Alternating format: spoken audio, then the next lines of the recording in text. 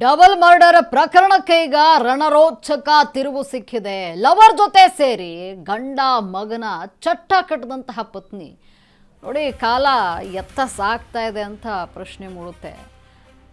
ಲವರ್ಗೋಸ್ಕರ ಗಂಡ ಹಾಗೂ ಹೆತ್ತ ಮಗನನ್ನ ಸಾಯಿಸಿದ್ದಾಳೆ ಪಾಪಿ ಪತ್ನಿ. ಲವರ್ ಜೊತೆ ಸೇರಿ ಕೊಲೆ ಮಾಡಿರುವಂಥದ್ದು ಪೊಲೀಸರ ತನಿಖೆಯಲ್ಲಿ ಈಗ ಹೊರಬಿತ್ತು ಅಸಲಿ ಕಹಾನಿ. ಗಂಡನ ತಲೆಗೆ ಸೌಟ್ನಿಂದ ಹೊಡೆದಿದ್ದಾಳೆ ಪತ್ನಿ, ಕೊಂದು ಬಿಟ್ಟಿದ್ದಾಳೆ ಸೌಟ್ನಿಂದ ಹೊಡೆದು. ಬೆಂಗಳೂರಿನ ಚಿಕ್ಕ ಬಾಣವರದಲ್ಲಿ ಈ ಒಂದು ಪ್ರಕರಣ ನಡೆದಿರುವಂಥದ್ದು. ರಾತ್ರಿ 11ಕ್ಕೆ ಪ್ರಿಯಕರನನ್ನ ಕರೆಸ್ಕೊಂಡಿದ್ದಂತಹ ಹರಿಣಿ ಮನೆ ಕರೆಸ್ಕೊಂಡಿದ್ದಾಳೆ ಪ್ರಿಯಕರನನ್ನ.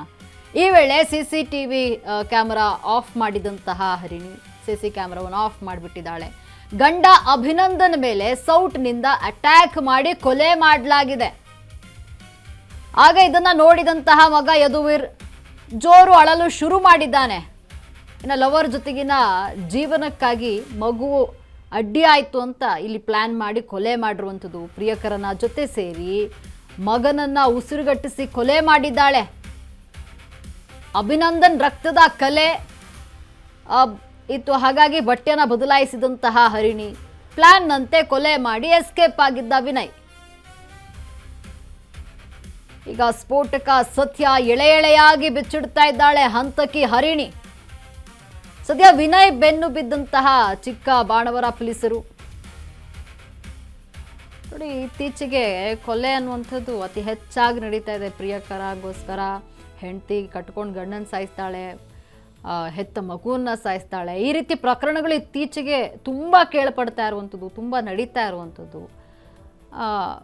ಅಂದರೆ ಪ್ರಿಯಕರನಿಗೋಸ್ಕರ ಗಂಡನಿಗೆ ಸೌಟಿನಿಂದ ಹೊಡೆದು ಕೊಲೆ ಮಾಡಿದ್ದಾಳೆ. ಅದನ್ನು ನೋಡಿದಂತಹ ಮಗ ಎಲ್ಲಿ ಬಾಯಿ ಬಿಟ್ಬಿಡ್ತಾನೋ, ಪ್ರಿಯಕರನ ಜೊತೆ ಎಲ್ಲಿ ನಾನು ಇರೋಕ್ಕಾಗಲ್ವೋ ಅನ್ನೋ ಅಂಥ ನಿಟ್ಟಿನಲ್ಲಿ ಮಗನನ್ನು ಕೂಡ ಉಸಿರುಗಟ್ಟಿಸಿ ಕೊಲೆ ಮಾಡಿದ್ದಾಳೆ. ಹೆತ್ತ ಮಗನನ್ನು ಉಸಿರುಗಟ್ಟಿಸಿ ಕೊಲೆ ಮಾಡಿದ್ದಾಳೆ ಆಕೆ. ಅಂದರೆ ಆಕೆಯ ಮನಸ್ಥಿತಿ ಯಾವ ಮಟ್ಟಿಗಿದೆ ಅನ್ನುವಂಥದ್ದನ್ನು ನಾವಿಲ್ಲಿ ಗಮನಿಸಬೇಕಾಗತ್ತೆ. ಇತ್ತೀಚೆಗೆ ಇದು ಅತಿ ಹೆಚ್ಚಾಗಿ ನಡೀತಾ ಇದೆ. ಕೊಲೆ ಮಾಡು, ಇಷ್ಟ ಆಗಲಿಲ್ವಾ ಬೇರೆಯವ್ರ ಜೊತೆ ಅಫೇರಾ, ಕೊಲೆ ಮಾಡಿಬಿಡು, ನೀನು ನೋಡ್ಕೊ. ಈಗ ಕೊಲೆ ಮಾಡಿ ನೀನು ಸುಖವಾದ ಜೀವನ ನಡೆಸೋಕ್ಕಾಗುತ್ತಾ? ಖಂಡಿತ ಇಲ್ಲ. ಹೇಗಾದರೂ ಸರಿ ತಪ್ಪು ಮಾಡಿದವ್ರಿಗೆ ಶಿಕ್ಷೆ ಆಗೇ ಆಗುತ್ತೆ.